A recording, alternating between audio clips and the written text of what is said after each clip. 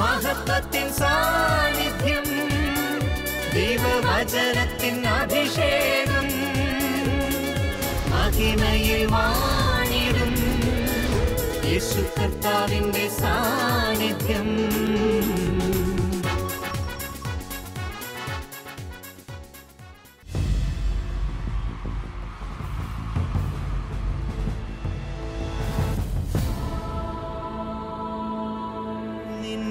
വചനം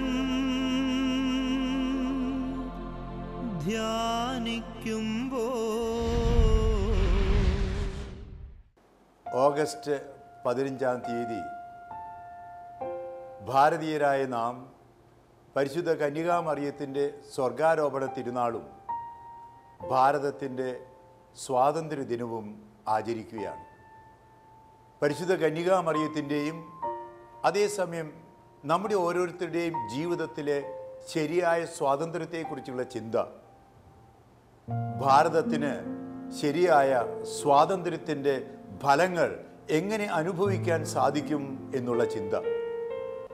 സ്വാതന്ത്ര്യത്തെക്കുറിച്ച് ചിന്തിക്കുമ്പോൾ പലതരത്തിലുള്ള സ്വാതന്ത്ര്യത്തെക്കുറിച്ച് നാം ധ്യാനിക്കേണ്ടി വരും. എന്താണ് സ്വാതന്ത്ര്യം? മനുഷ്യനെ, സമൂഹത്തെ ബന്ധിപ്പിക്കുന്ന എല്ലാ ബന്ധനങ്ങളിൽ നിന്നുള്ള മോചനമാണ് സ്വാതന്ത്ര്യം. രാഷ്ട്രീയമായ സ്വാതന്ത്ര്യമുണ്ട്.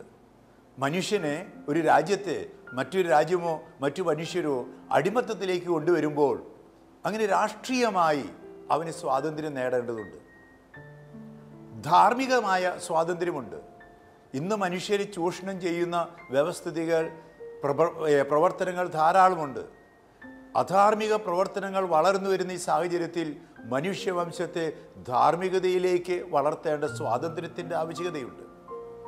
അതിനേക്കാൾ അപ്പുറത്ത് ഈ അടുത്ത കാലത്ത് ഭാരതീയരായ നാം പലപ്പോഴും പറയുന്നത് സാമ്പത്തികമായ സ്വാതന്ത്ര്യത്തെക്കുറിച്ചാണ്. പാവപ്പെട്ട മനുഷ്യർക്ക് ശരിയായ സ്വാതന്ത്ര്യം കിട്ടാൻ, സാമ്പത്തികമായി ഉന്നതി കിട്ടാൻ പ്രവർത്തിക്കുകയും പരിശ്രമിക്കുകയും ചെയ്യേണ്ടതിൻ്റെ ആവശ്യകതയുടെ സ്വാതന്ത്ര്യം. എന്നാൽ അതിനേക്കാൾ എല്ലാത്തിലും ഉപരി ആത്മീയമായ സ്വാതന്ത്ര്യമുണ്ട്. ദൈവത്തിൻ്റെ ഛായയിലും സാദൃശ്യത്തിലും സൃഷ്ടിക്കപ്പെട്ട ആത്മീയനായ മനുഷ്യൻ, ദൈവികനായ മനുഷ്യൻ തിന്മയുടെ, പാപത്തിൻ്റെ, പിശാചിൻ്റെ, സ്വാർത്ഥതയുടെ എല്ലാം അടിമത്തത്തിലായിരിക്കുമ്പോൾ അവന് ആത്മീയമായ സ്വാതന്ത്ര്യം ലഭിക്കേണ്ടിയിരിക്കുന്നു. യോഹന്നാൻ്റെ സുവിശേഷത്തിലെ 8-ാമത്തെ അധ്യായത്തിൽ 36-ാമത്തെ വാക്യത്തിൽ നാം വായിക്കുന്നത്, മനുഷ്യപുത്രൻ യേശു നമ്മെ സ്വതന്ത്രരാക്കിയാൽ അപ്പോഴാണ് യഥാർത്ഥത്തിൽ നാം സ്വതന്ത്രരാകുക. യേശു എന്തിനാണ് വന്നത് എന്നത് മാർക്കോസിൻ്റെ സുവിശേഷം 1-ാം അധ്യായം 15-ാം വാക്യത്തിൽ പറയുന്നുണ്ട്. ഭൂമിയിൽ ദൈവരാജ്യം സ്ഥാപിക്കാനാണ്. ഈ ദൈവരാജ്യം സ്ഥാപിക്കണമെങ്കിൽ എന്തു വേണം? മനുഷ്യൻ പാപത്തെക്കുറിച്ച് പശ്ചാത്തപിച്ച് സുവിശേഷത്തിൽ വിശ്വസിച്ച് ഒരു പുതിയ ലോകം, ദൈവരാജ്യം സൃഷ്ടിക്കണം. അതിന് യേശു പറഞ്ഞത് എന്താ? ലൂക്കായുടെ സുവിശേഷം 4:18 പറയുന്നതുപോലെ ഐസിയാ പ്രവചനം 61:1 ഉദ്ധരിച്ചുകൊണ്ട് പറഞ്ഞു, ഇതാ കർത്താവിൻ്റെ ആത്മാവ് എൻ്റെ മേലുണ്ട്, ദരിദ്രർക്ക് സുവിശേഷം അറിയിക്കാൻ, അടിച്ചമർത്തപ്പെട്ടവർക്ക് മോചനം നൽകാൻ. യേശു വന്നത് ഈ ഭൂമിയിൽ ദൈവരാജ്യം സ്ഥാപിക്കണം. അപ്പോൾ സ്വർഗം എന്ന് പറയുന്നത് ഭൂമിയിൽ തന്നെ ആരംഭിക്കേണ്ടതാണ്. അതിൻ്റെ പൂർണ്ണത, അതിൻ്റെ 2-ാം ഭാഗമാണ് സ്വർഗത്തിലെത്തുന്നത്. അതുകൊണ്ട് തന്നെ അടിച്ചമർത്തപ്പെട്ടവർക്ക്, അടിമകളായിട്ടുള്ളവർക്ക്, പാപികളായിട്ടുള്ളവർക്ക് സ്വാതന്ത്ര്യം ലഭിക്കാൻ വേണ്ടി ദൈവപുത്രൻ ഭൂമിയിൽ അവതീർണനായിട്ടുണ്ടെങ്കിൽ ആ യേശു നമ്മെ സ്വതന്ത്രരാക്കിയാൽ, യോഹന്നാൻ 8:36, അപ്പോഴാണ് ശരിയായിട്ടുള്ള സ്വാതന്ത്ര്യം നമുക്ക് ലഭിക്കുക. പരിശുദ്ധ കന്യകാമറിയമാണ് ഈ സ്വാതന്ത്ര്യം ശരിയായി അനുഭവിച്ച വ്യക്തി. നമുക്കറിയാം, സഭയുടെ പഠനമനുസരിച്ച് പരിശുദ്ധ കന്യകാമറിയത്തെ ഉത്ഭവപാപത്തിൽ നിന്ന് തന്നെ മോചിപ്പിച്ചുകൊണ്ടാണ് അവൾക്ക് ഈ ഭൂമിയിൽ ജന്മം നൽകിയത്. അപ്പോൾ സ്വാതന്ത്ര്യത്തിൻ്റെ ശരിയായ ഫലം അനുഭവിച്ച വ്യക്തിയാണ് പരിശുദ്ധ കന്യകാമറിയം. ഈ മറിയത്തിൻ്റെ സ്വർഗാരോപണത്തെക്കുറിച്ച് സഭയിൽ കാലോചിതമായ ദൈവശാസ്ത്ര വികസനങ്ങളുണ്ടെങ്കിലും സഭയുടെ ആരംഭം മുതൽ തന്നെ മറിയത്തെ സ്വർഗത്തിലേക്ക് എടുത്തു എന്നുള്ള വിശ്വാസം സഭയിലുണ്ടായിരുന്നു. ആദിമസഭയിൽ മറിയത്തിൻ്റെ ഉറക്കം, ഡോർമീഷൻ ഓഫ് മേരി എന്നതാണ് പറഞ്ഞിരുന്നത്. ഏകദേശം AD 4-ാം നൂറ്റാണ്ടായപ്പോൾ തന്നെ മറിയം സ്വർഗത്തിലേക്ക് എടുക്കപ്പെട്ടു എന്നുള്ളൊരു ചിന്തയുണ്ട്. പിന്നീട് AD 431 എഫേസസ് സൂനകദോസ് മറിയത്തെ ദൈവമാതാവ് എന്ന് വിളിച്ചത്, വിശ്വാസ പ്രഖ്യാപനം നടത്തി. 649 ലാറ്റൻ സൂനകദോസിൽ മറിയത്തെ നിത്യകന്യക എന്ന് പറഞ്ഞു. AD 1854 9-ാം പിയൂസ് മാർപ്പാപ്പ മറിയത്തെ അമലോത്ഭവ എന്ന പ്രഖ്യാപനം നടത്തിയത്.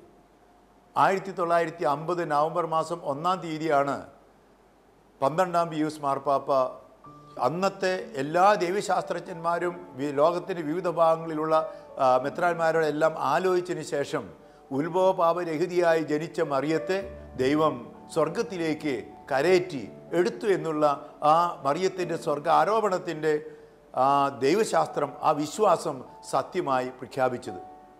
വാസ്തവത്തിൽ സഭയുടെ ആരംഭം മുതൽ തന്നെ ഈ ഉണ്ടായിരുന്ന വിശ്വാസമാണ് 12-ാം പിയൂസ് മാർപ്പാപ്പ പ്രഖ്യാപിച്ചത്. ഭാരതീയരായി നമ്മെ സംബന്ധിച്ചിടത്തോളം മാർ തോമസ് ലീഹായുമായി ബന്ധപ്പെട്ട ഒരു പാരമ്പര്യം മറിയത്തിൻ്റെ സ്വർഗാരോപണത്തെക്കുറിച്ചുണ്ട്. അത് ഇപ്രകാരമാണ്. തോമസ് ലീഹ തൻ്റെ 1-ാമത്തെ പ്രേക്ഷിത യാത്ര അത് ഇന്നത്തെ പാർത്തിയായിലേക്ക്, അഫ്ഗാനിസ്ഥാൻ പാകിസ്ഥാൻ്റെ ബോർഡറിൽ പാർത്തിയായിലേക്കായിരുന്നു. അപ്പോൾ തോമസ് ലീഹായ്ക്ക് ഒരു സ്വപ്നമുണ്ടായി, യേശുവിൻ്റെ അമ്മ മറിയം ഇതാ അവൾ നിദ്രയിലായി മരിച്ചു എന്ന്. അപ്പോൾ തോമസ് ലീഹ തിരിച്ച് ജെറൂസലമിലേക്ക് പോയി. 2-ാമത്തെ പ്രേക്ഷിത യാത്രയിലാണ് ഇന്ത്യയിലേക്ക് വന്നത്. അപ്പോൾ തിരിച്ച് ആദ്യത്തെ പ്രേക്ഷിത യാത്രയ്ക്ക് ശേഷം തിരിച്ച് ജെറൂസലമിൽ എത്തിയപ്പോൾ അപ്പോഴേക്കും മറിയം മരിച്ച് അടക്കപ്പെട്ടിരുന്നു. തോമസ് ലീഹ അല്ലേ കണ്ടല്ലേ വിശ്വസിക്കുക എന്ന് പറയുന്ന മാതിരി തോമസ് ലീഹ പറഞ്ഞു, എനിക്ക് മറിയത്തിൻ്റെ ശവകുടീരം കാണണം.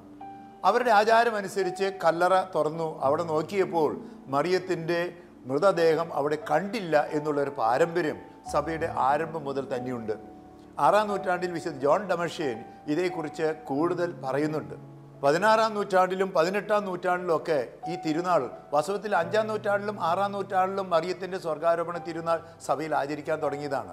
14-ാം ബെനഡിക്റ്റ് മാർപ്പാപ്പ ഇതൊരു വലിയ ആഘോഷമായി തന്നെ പ്രഖ്യാപിച്ചു. 12-ാം പിയൂസ് മാർപ്പാപ്പയാണ് 1950 ഇത് വിശ്വാസ സത്യമായി പ്രഖ്യാപിച്ചത്. മറിയത്തിൻ്റെ സ്വർഗാരോപണം, ഈ തിരുനാൾ നമുക്ക് നൽകുന്ന സന്ദേശം എന്താണ്? അല്ലെങ്കിൽ മറിയത്തെ പോലെ ഈ ഭൂമിയിൽ തന്നെ നാം ശരിയായ സ്വാതന്ത്ര്യം അനുഭവിച്ചുകൊണ്ട് യേശുവിനോട് കൂടി നിത്യമായി സ്വർഗത്തിലെത്താൻ എന്ത് നാം ചെയ്യണമെന്ന് ഈ ദിവസം ധ്യാനിക്കുന്നത് നല്ലതാണ്. ശരിയായ സ്വാതന്ത്ര്യം കിട്ടണമെങ്കിൽ യോഹന്നാന്റെ സുവിശേഷത്തിലെ 8-ാമത്തെ അധ്യായം 31-32 വാക്യങ്ങളിൽ 4 കാര്യങ്ങൾ പറയുന്നുണ്ട്. ഈ ഭൂമിയിൽ തന്നെ സ്വതന്ത്രരാകണം, അത് കഴിഞ്ഞ് നിത്യതയിലേക്ക് എത്തണം. യേശു പറഞ്ഞു, നിങ്ങൾ എൻ്റെ വചനത്തിൽ നിലനിന്നാൽ, ഒന്നാമത്തെ കാര്യം വചനത്തിൽ നിലനിൽക്കുക, നിങ്ങൾ എൻ്റെ ശിഷ്യരായിത്തീരും, അതാണ് 2-ാമത്തെ കാര്യം. അപ്പോൾ നിങ്ങൾ സത്യം ഗ്രഹിക്കും, അതാണ് 3-ാമത്തേത്. സത്യം നിങ്ങളെ സ്വതന്ത്രരാക്കും, വെരിത്താസ് വോസ് ലിബറാബിത്. അപ്പോൾ ഈ 4 കാര്യങ്ങൾ നേടിയാലാണ് സ്വതന്ത്രരാകുക. ഇവിടെ ഉടനെ തന്നെ ഒരു ചോദ്യമുണ്ട്, എന്താണ് സത്യം? യോഹന്നാന്റെ സുവിശേഷത്തിൽ 14-ാമത്തെ അധ്യായത്തിൽ ശിഷ്യന്മാരോട് പറഞ്ഞു, ഞാൻ എൻ്റെ ശരിയായ സ്വാതന്ത്ര്യം, അല്ലെങ്കിൽ യേശു ഈ ഭൂമിയിലെ ജീവിതത്തിന് ശേഷം, ഭൂമിയെ സ്വർഗരാജ്യമാക്കാൻ വന്ന യേശു തൻ്റെ പ്രവർത്തനങ്ങൾക്ക് ശേഷം എല്ലാവരെയും സ്വർഗത്തിലേക്ക് കൊണ്ടുപോകാൻ വേണ്ടി ഞാൻ ഇവിടെ നിന്ന് പോവുകയാണ്. ശിഷ്യന്മാരോട് പറഞ്ഞു, നിങ്ങളുടെ ഹൃദയം അസ്വസ്ഥമാകേണ്ട, നിങ്ങൾ വേണ്ടത് ദൈവത്തിൽ വിശ്വസിക്കണം, എന്നിലും വിശ്വസിക്കണം. യേശു പറഞ്ഞു, മനുഷ്യ ജീവിതത്തിൻ്റെ ലക്ഷ്യം, ദൈവത്തിൻ്റെ ഛായയിലും സാദൃശ്യത്തിൽ സൃഷ്ടിക്കപ്പെട്ട മനുഷ്യൻ അവസാനം എത്തിച്ചേരേണ്ടത്, ഈ ഛായയും സാദൃശ്യമായ ആത്മാവ് വിലയം പ്രാപിക്കേണ്ടത് പിതാവിൻ്റെ പക്കലാണ്. ശിഷ്യന്മാർക്ക് മനസ്സിലായില്ല. യേശു പറഞ്ഞു യോഹന്നാൻ 14:3, ഞാൻ ആയിരിക്കുന്നിടത്ത് നിങ്ങളും ആയിരിക്കണം. എൻ്റെ പിതാവിൻ്റെ ഭവനത്തിൽ ധാരാളം വാസസ്ഥലങ്ങളുണ്ട്, ഇല്ലായിരുന്നെങ്കിൽ ഞാൻ നിങ്ങളോട് പറയുമായിരുന്നല്ലോ. ഞാൻ പോയി സ്ഥലമൊരുക്കി കഴിയുമ്പോൾ ഞാൻ വീണ്ടും നിങ്ങളെ കൂട്ടിക്കൊണ്ടുപോകും. അതുകൊണ്ട് അല്ലയോ മനുഷ്യ, ദൈവത്തിൻ്റെ ഛായയിൽ സൃഷ്ടിക്കപ്പെട്ട മനുഷ്യ, ലോകത്തിലുള്ള ആരംഭം മുതൽ അവസാനം വരെയുള്ള എല്ലാ മനുഷ്യരും പറഞ്ഞു, ഞാൻ ആയിരിക്കുന്നിടത്ത് നിങ്ങളും ആയിരിക്കണം. തോമസ് ലീഹായ്ക്ക് മനസ്സിലായില്ല. തോമസ് ലീഹ പറഞ്ഞു, നീ എവിടേക്കാണ് പോകണമെന്ന് അറിയില്ല, പിന്നെയാണോ വഴി അറിയുക? അപ്പോഴാണ് യേശു പറഞ്ഞത്, ഞാനാണ് വഴിയും സത്യവും ജീവനും, ഞാൻ വഴിയല്ലാതെ ആരും പിതാവിൻ്റെ ഭവനത്തിൽ എത്തുന്നില്ല.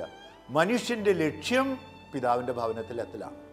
ഈ പിതാവിൻ്റെ ഭവനത്തിൽ എത്തുന്നതിന് ആദ്യജാതിയായി ഏറ്റവും മാതൃക കാണിച്ച നമുക്ക് പ്രത്യാശയായ സാക്ഷ്യമായ വ്യക്തിയാണ് പരിശുദ്ധ കന്യകാമറിയം. സത്യം നിങ്ങളെ സ്വതന്ത്രരാക്കുമെന്ന് പറഞ്ഞപ്പോൾ എന്താണ് സത്യം? യേശു പറയും, ഞാനാണ് സത്യം. യോഹന്നാന്റെ സുവിശേഷം 17:17 പറഞ്ഞു, അവിടുത്തെ വചനമാണ്, ദൈവത്തിൻ്റെ വചനമാണ് സത്യം. അപ്പോൾ പരിശുദ്ധ കന്യകാമറിയം ശരിയായ സ്വാതന്ത്ര്യം കണ്ടെത്തിയത് ഈ ഭൂമിയെ സ്വർഗരാജ്യമാക്കി പിതാവിൻ്റെ ഭവനത്തിൽ നിത്യതയിൽ എത്തിച്ചേർന്നതിൻ്റെ ഒന്നാമത്തെ കാര്യം, മറിയം വചനം ശ്രവിച്ചു. മറിയം കേട്ട വചനം എന്താണ്? ലൂക്കായുടെ സുവിശേഷത്തിൽ 1-ാമത്തെ അധ്യായം 28 മുതൽ ഗബ്രിയേൽ ദൂതനിലൂടെയാണ് ദൈവം മറിയത്തിന് വചനം കൊടുത്തത്. നന്മ നിറഞ്ഞവളെ, കൃപ കണ്ടെത്തിയവളെ, കർത്താവ് നിന്നോടുകൂടെ. ഈ വചനം പിന്നീട് ദൈവത്തിൻ്റെ മനുഷ്യാവതാരത്തെക്കുറിച്ചുള്ള വചനമാണ്. ആ മറിയം വചനം കേട്ടപ്പോൾ നിത്യതയുടെ സ്വാതന്ത്ര്യത്തിൻ്റെ ആദ്യത്തെ പടിയുണ്ടായി. നമ്മളോടും ഇത് തന്നെയാണ് പറയുന്നത്. യേശു പറഞ്ഞു, നിങ്ങൾ വചനത്തിൽ നിലനിന്നാലാണ് ശിഷ്യരായി തീരുക. മറിയമാണ് യേശുവിൻ്റെ ആദ്യത്തെ ശിഷ്യ എന്ന് വേണമെങ്കിൽ പറയാം, ദൈവത്തിൻ്റെ ശിഷ്യ. അങ്ങനെ വചനം ശ്രവിച്ചു കഴിഞ്ഞപ്പോൾ പിന്നെ മറിയം ചെയ്തത് എന്താണ്? ഈ വചനത്തെ ലൂക്കായുടെ സുവിശേഷത്തിൽ പ്രത്യേകിച്ച് ആട്ടിടയന്മാർ യേശുവിനെക്കുറിച്ച്, യേശുവിൻ്റെ ജനനവേളയിൽ വന്നു കഴിഞ്ഞതിനെക്കുറിച്ച് സുവിശേഷകൻ പറയുന്നത് ഇപ്രകാരമാണ്: മറിയം വചനം ഹൃദയത്തിൽ സംഗ്രഹിച്ചു. അതുപോലെ തന്നെ ദേവാലയത്തിൽ കാഴ്ചവെച്ച അവസരത്തിൽ യേശുവിനെ കുറിച്ച് പറഞ്ഞപ്പോൾ ലൂക്കായുടെ സുവിശേഷം പറയുന്നുണ്ട്, മറിയം വചനം ഹൃദയത്തിൽ സംഗ്രഹിച്ചു. അപ്പോൾ ദൈവത്തിൻ്റെ വചനം നമ്മൾ കേട്ട് ഹൃദയത്തിൽ സംഗ്രഹിച്ചു കഴിഞ്ഞാൽ നമുക്കും സ്വാതന്ത്ര്യത്തിൽ വചനത്തിൽ നിലനിൽക്കാനുള്ള കൃപ കിട്ടും. അത് കഴിഞ്ഞപ്പോൾ മറിയം ചെയ്തത് എന്താണ്? ഈ വചനം കേട്ട് കഴിഞ്ഞപ്പോൾ അത് ദൈവത്തിൻ്റെ വചനമെങ്കിൽ അതിൽ വിശ്വസിക്കണം. സ്വർഗത്തിലേക്ക് പോകണമെങ്കിൽ മാർഗം വചനത്തിൽ വിശ്വസിക്കണം. ലൂക്കായുടെ സുവിശേഷം 1:45 എലിസബത്ത് മറിയത്തെക്കുറിച്ച് പറയുന്നത് എന്താ? കർത്താവ് അരുൾ ചെയ്ത കാര്യങ്ങൾ നിറവേറുമെന്ന് വിശ്വസിച്ചവൾ ഭാഗ്യവതി. നമുക്ക് ശരിയായ സ്വാതന്ത്ര്യം കിട്ടണമെങ്കിൽ ദൈവത്തിൻ്റെ വചനത്തിലുള്ള ഈ വിശ്വാസം നമുക്ക് ആവശ്യമാണ്. വിശ്വസിക്കുന്നവരൊക്കെ ദൈവത്തിൻ്റെ അടിമകളാകണം. സ്വാതന്ത്ര്യം എന്ന് പറഞ്ഞു കഴിഞ്ഞാൽ ഒന്നുകിൽ ദൈവത്തിൻ്റെ അടിമ, അല്ലെങ്കിൽ പിശാചിൻ്റെ അടിമ. മറിയം ദൈവത്തിൻ്റെ വചനത്തിൻ്റെ മുമ്പിൽ പ്രത്യുത്തരം നൽകി അത് സ്വീകരിച്ചത് ഞാൻ ഇനി മുതൽ ദൈവത്തിൻ്റെ ആകുന്നു എന്ന് പറഞ്ഞിട്ടാണ്. നമ്മെ സംബന്ധിച്ചിടത്തോളം ശരിയായ സ്വാതന്ത്ര്യം കിട്ടണമെങ്കിൽ ദൈവത്തിൻ്റെ ഛായയിലും സാദൃശ്യത്തിലും സൃഷ്ടിക്കപ്പെട്ട നമ്മെക്കുറിച്ച് ജെറമിയ പ്രവാചകൻ പറയുന്നത് പോലെ, നിന്നെക്കുറിച്ച് എനിക്ക് ഒരു പദ്ധതിയുണ്ട്. എല്ലാ മനുഷ്യരെക്കുറിച്ചും പദ്ധതിയുണ്ട്.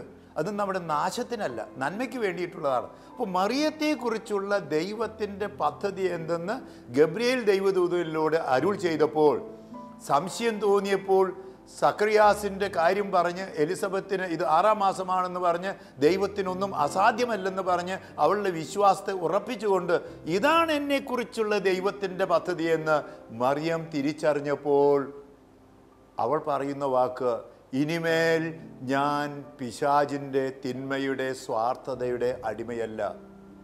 ഇതാ കർത്താവിൻ്റെ ദാസി, നിന്റെ വചനം പോലെ ദൈവത്തിൻ്റെ ഇഷ്ടം പോലെ എന്നിൽ നിറവേറട്ടെ. ഇവിടെ 2 സ്ത്രീകളെ കുറിച്ചുള്ളൊരു താരതമ്യം ഉണ്ടാകും, നല്ലതാണ്. ആദ്യത്തെ സ്ത്രീ ഹവ്വ, രക്ഷകയായിത്തീരുന്ന സഹരക്ഷയായിത്തീരുന്ന 2-ാമത്തെ സ്ത്രീ മറിയം. ആദ്യത്തെ സ്ത്രീയുടെ മുമ്പിൽ ദൈവത്തിൻ്റെ പദ്ധതി പറഞ്ഞപ്പോൾ അവൾ ദൈവത്തിൻ്റെ ഹിതം നിറവേറാതെ അവളുടെ മുമ്പിലും നന്മയും തിന്മയും കാഴ്ചവെച്ചു. ഇതാ ജീവൻ്റെ വൃക്ഷം, നന്മകളുടെ വൃക്ഷം, നീ ആ വൃക്ഷത്തിൽ നിന്ന് മാത്രം കഴിക്കരുത്, മറ്റുള്ളതെല്ലാം കഴിക്കാം. അവൾ സ്വാർത്ഥതയെ, ആ ദൈവത്തിൻ്റെ ഹിതം നിറവേറ്റാതെ പിശാചിൻ്റെ ഇഷ്ടം നിറവേറ്റാൻ, സ്വന്തം ഇഷ്ടം നിറവേറ്റാൻ അവൾ തിന്മ സ്വീകരിച്ചു.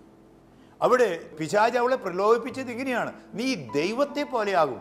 അപ്പോൾ ദൈവത്തിൻ്റെ സ്ഥാനത്ത് അവൾ നിർത്തിയത് പിശാചിനെയാണ്, ആ വിലക്കപ്പെട്ട കനിയെയാണ്, തൻ്റെ സ്വാർത്ഥമായ ഇഷ്ടത്തെയാണ്. അപ്പോൾ നന്മയും തിന്മയിൽ ഹവ്വ തിന്മ സ്വീകരിച്ചപ്പോൾ മറിയം നന്മ സ്വീകരിച്ചു. അതുവഴി എന്തുണ്ടായി? ഹവ്വ തിന്മ സ്വീകരിച്ചപ്പോൾ അവൾക്ക് മരണമുണ്ടായി. എന്നാൽ മറിയം ജീവനെ സ്വീകരിച്ചപ്പോൾ അവൾക്ക് സ്വാതന്ത്ര്യമുണ്ടായി. മറിയം ജീവനെ രക്ഷിക്കാൻ വേണ്ടി, ഇന്നത്തെ കാലഘട്ടത്തിലാണെങ്കിൽ മറിയം ഒരു തരത്തിലും യേശുവിനെ സ്വീകരിക്കാൻ തയ്യാറാകില്ലായിരുന്നു. ഇത് കല്ലെറിഞ്ഞ് കൊല്ലപ്പെടുന്നൊരു തൊഴിലാണ്. ആ പ്രക്രിയ എനിക്ക് വേണ്ടെന്ന് ഇന്നത്തെ പല അമ്മമാരും പല സ്ത്രീകളും പറയും. ഈ ജീവനെ രക്ഷിക്കാൻ വേണ്ടി ചിലപ്പോൾ മറിയം എന്തുമാത്രം ത്യാഗം ചെയ്തു. രാഷ്ട്രത്തിൻ്റെ നിയമം അനുസരിക്കാൻ വേണ്ടി 10 തികഞ്ഞ അവസരത്തിൽ ബethlehem പോകേണ്ടി വന്നു. യൗസേപ്പിനാൽ തെറ്റിദ്ധരിക്കപ്പെട്ടൊരു അവസ്ഥയിലായിരുന്നു. അതേ സമയത്ത് പിന്നെ കുഞ്ഞിന് ജന്മം കൊടുക്കാൻ ഒരു മുറി കിട്ടിയില്ല, സത്രം പോലും കിട്ടിയില്ല, കാലിത്തൊഴുത്താണ് കിട്ടിയത്. ഇത് കഴിഞ്ഞ് ജനിച്ച ഉടനെ തന്നെ ആ കുഞ്ഞിനെ കൊല്ലാൻ നടക്കുന്നു. അപ്പോൾ ഈജിപ്തിലേക്ക് ഓടി പോകേണ്ടി വന്നു. അതുമുതൽ മറിയത്തിൻ്റെ കുരിശിൻ്റെ പാത, ഈ കുഞ്ഞിനെ രക്ഷിക്കാൻ വേണ്ടി, ജീവനെ രക്ഷിക്കാൻ നോക്കിയാൽ മറിയത്തിന് സ്വാതന്ത്ര്യമുണ്ടായി.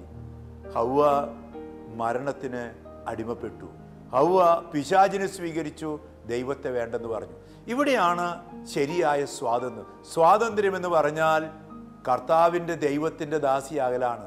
അസ്വാതന്ത്ര്യം എന്ന് പറഞ്ഞാൽ, അടിമത്തം എന്ന് പറഞ്ഞാൽ പിശാചിൻ്റെ, തിന്മയുടെ, പാപത്തിൻ്റെ, സ്വാർത്ഥതയുടെ അടിമയാകലാണ്. സ്വാതന്ത്ര്യം വേണമെങ്കിൽ നമുക്ക് ദൈവത്തിൻ്റെ അടിമകളാകാം. രണ്ടാമതായിട്ട് ഈ സ്വാതന്ത്ര്യം എന്ന് പറഞ്ഞാൽ ദൈവത്തിൻ്റെ അടിമയായി കഴിഞ്ഞാൽ പിന്നെ നമ്മൾ ചെയ്യേണ്ടത് പരിശുദ്ധാത്മാവിനാൽ അഭിഷേകം ചെയ്യപ്പെടണം. പരിശുദ്ധ അമ്മ വചനം സ്വീകരിച്ച് ദൈവഹിതത്തിന് വിട്ടുകൊടുത്തപ്പോൾ എന്തുണ്ടായി? ഗബ്രിയേൽ ദൂതൻ പറഞ്ഞതുപോലെ പരിശുദ്ധാത്മാവ് അവളുടെ മേൽ വന്ന് ആവസിച്ചു. അത്യുന്നതൻ്റെ പുത്രന് ജന്മം കൊടുക്കാൻ പരിശുദ്ധാത്മാവ് അവളുടെ മേൽ ആവസിച്ചു. യോഹന്നാൻ സുവിശേഷത്തിൽ 1-ാമത്തെ അധ്യായം 14-ാം വാക്യത്തിൽ നാം വായിക്കുന്ന പോലെ വചനം മാംസം ധരിച്ച് നമ്മുടെ ഇടയിൽ പരിശുദ്ധ അമ്മയിൽ വസിച്ചു. നമ്മുടെ ജീവിതത്തിൽ സ്വാതന്ത്ര്യം ഉണ്ടാകണമെങ്കിൽ യേശു വരണം. യേശു വരണമെങ്കിൽ പരിശുദ്ധാത്മാവിൻ്റെ ആവാസം ഉണ്ടാകണം. നമ്മൾ ഇന്ന് പരിശുദ്ധ അമ്മയോട് ചേർന്ന് പരിശുദ്ധാത്മാവിനോട് പ്രത്യേകിച്ച് പ്രാർത്ഥിക്കണം, ഈ യേശുവിനെ കിട്ടാനായിട്ട്. അങ്ങനെ യേശു കിട്ടിക്കഴിഞ്ഞാൽ എന്താണ്? യോഹന്നാൻ 8:36 ക്രിസ്തു സ്വതന്ത്രരാക്കിയാൽ നമ്മൾ യഥാർത്ഥത്തിൽ സ്വതന്ത്രരായി. പരിശുദ്ധാത്മാവ് വന്നു കഴിഞ്ഞപ്പോൾ പിന്നെന്താണ്? മറിയത്തിൽ യേശുവിനെ കിട്ടി. ഈ കിട്ടിയ യേശുവിനെ സംവഹിക്കാനുള്ള തത്രപ്പാടാണ് മറിയത്തിനുണ്ടായത്. യേശുവിനെ കിട്ടിക്കഴിഞ്ഞപ്പോൾ പരിശുദ്ധ അമ്മ ഐൻ കരിമിലേക്ക് തൻ്റെ ചാർച്ചക്കാരി എലിസബത്തിൻ്റെ അടുത്തേക്ക് യേശുവിനെയും കൊണ്ടുപോവുകയാണ്. എന്നെ ശ്രവിക്കുന്ന നിങ്ങളോട് ഞാൻ ചോദിക്കട്ടെ, എൻ്റെയും നിങ്ങളുടെയും ജീവിതത്തിൽ യേശു ഉണ്ടോ? ഞാനും നിങ്ങളും യേശുവിനെ സംവഹിക്കുന്നുണ്ടോ? എൻ്റെ ഹൃദയത്തിൽ, ഉദരത്തിൽ, ജീവിതത്തിൽ യേശുവിനെ ഞാൻ സാക്ഷിയാവണോ? പരിശുദ്ധ കന്യകാമറിയം എലിസബത്തിൻ്റെ അടുത്തേക്ക് യേശുവിനെയും കൊണ്ടുപോയപ്പോൾ എലിസബത്തിൻ്റെ ഉദരത്തിലുള്ള പ്രജ സന്തോഷത്താൽ കുതിച്ചു ചാടി. ഈ യേശുവിനെ കൊണ്ടുപോയാൽ നമ്മൾ ചുറ്റുപാടുള്ള എല്ലാവർക്കും സന്തോഷമുണ്ടാകും.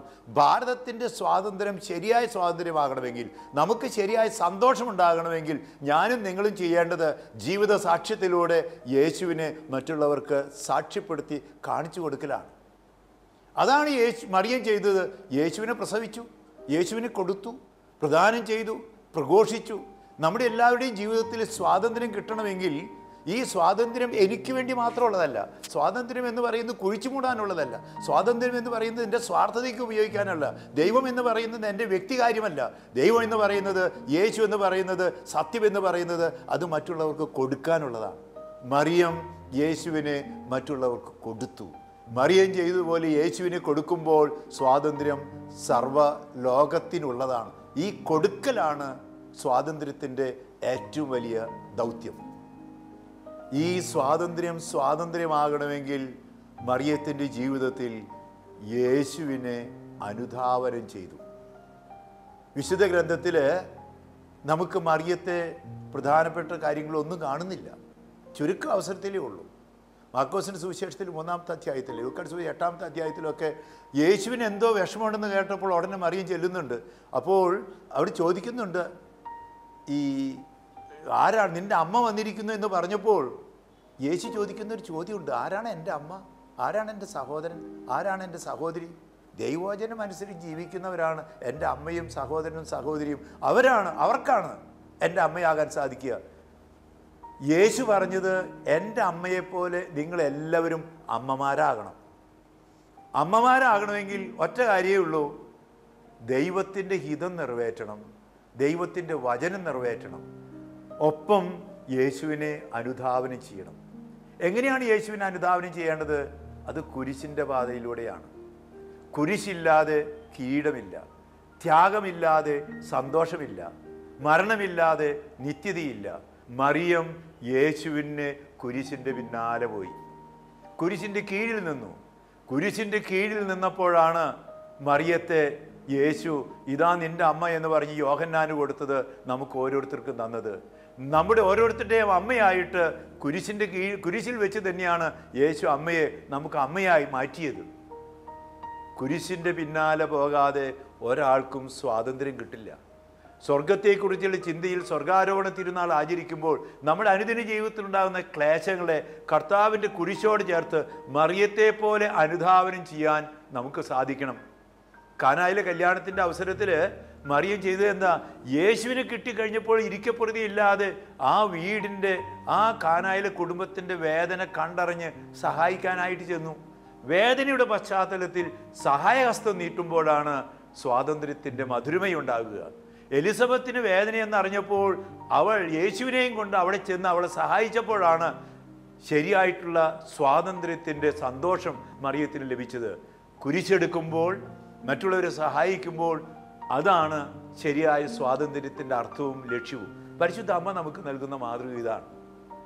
അങ്ങനെ വരുമ്പോൾ നമുക്ക് ജീവിതത്തിൻ്റെ അന്ത്യത്തിൽ പരിശുദ്ധ അമ്മയെ യേശു ദൈവം സ്വർഗത്തിലേക്ക് ആരോപിച്ചതുപോലെ ആരോപണവും ആരോഹണമുണ്ട്. മറിയത്തെ സ്വർഗത്തിലേക്ക് ആരോപിച്ചിരിക്കുക, എടുത്തുകൊണ്ടുപോയിരിക്കുക. യേശു തന്നെ ആരോഹണം ചെയ്തിരിക്കുക.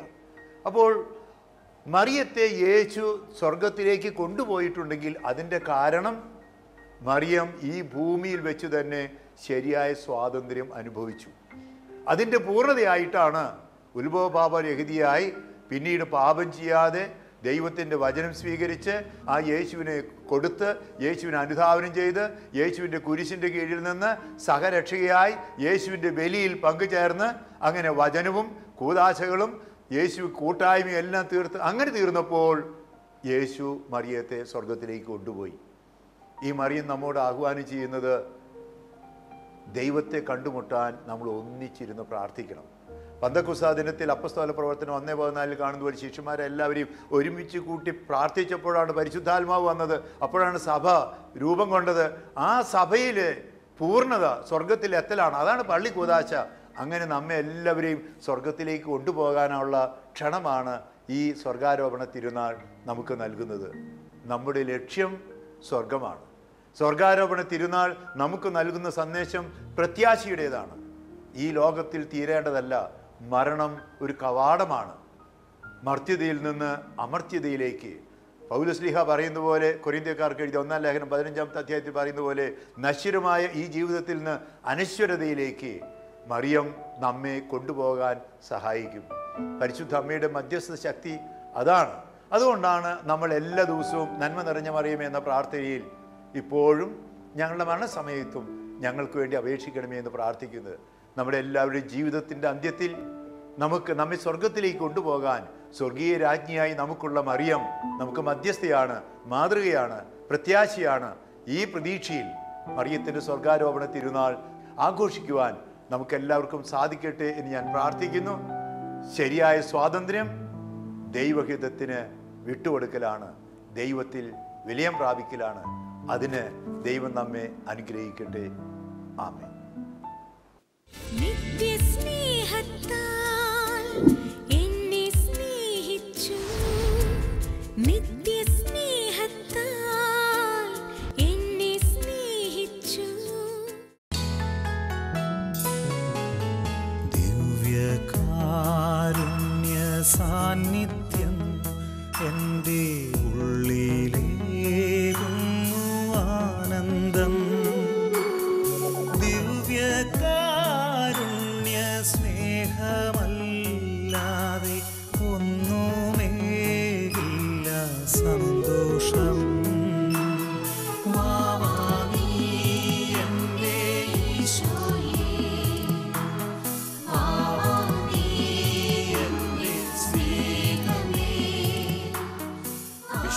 മഹത്വപൂർണനായ ദൈവം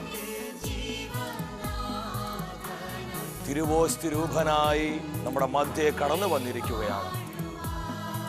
ഇന്നേ ദിവസം അഭിവന്യ താഴ്ത്തുപിതാവിലൂടെ ദൈവം നമ്മോട് സംസാരിക്കുകയായിരുന്നു. പ്രിയമുള്ളവരെ, കർത്താവിൻ്റെ സാന്നിധ്യം അനുഭവിച്ചുകൊണ്ട് വലിയ ദാഹത്തോടെ പ്രാർത്ഥിക്കുക.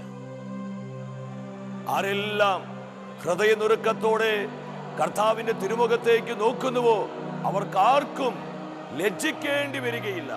യേശുവേ നന്ദി. ഇരുകരങ്ങളും ഈശോയുടെ തിരുമുൻപിലേക്ക് ഉയർത്തിപ്പിടിച്ച് നിങ്ങൾ വിശ്വസിച്ച് പ്രാർത്ഥിക്കുക.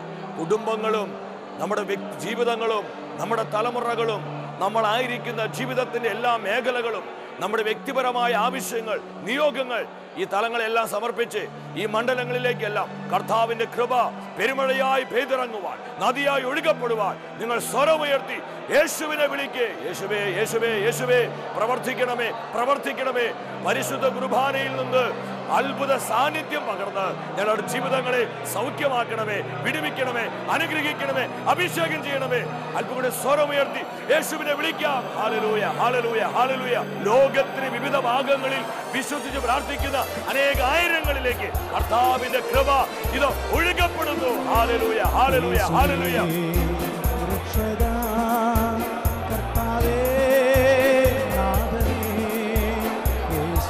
ഇത് അനേകരെ കർത്താവ് തൊട്ടുകൊണ്ടിരിക്കുന്നു. അനേകം ജീവിതങ്ങൾ അനുഗ്രഹിച്ചുകൊണ്ടിരിക്കുന്നു.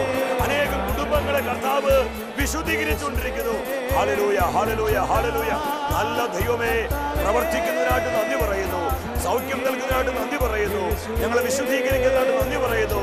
കുടുംബങ്ങളെ, തലമുറകളെ, വംശപരമ്പരകളെ, ഞങ്ങളുടെ സമൂഹത്തെ അനുഗ്രഹിക്കണമേ, അഭിഷേകം ചെയ്യണമേ.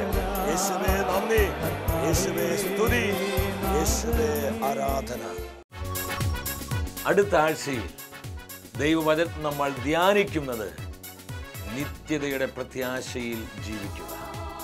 ഈ ശുശ്രൂഷയിലേക്ക് പ്രാർത്ഥിച്ചൊരുങ്ങി നമുക്കെല്ലാവർക്കും കടന്നു വരാം.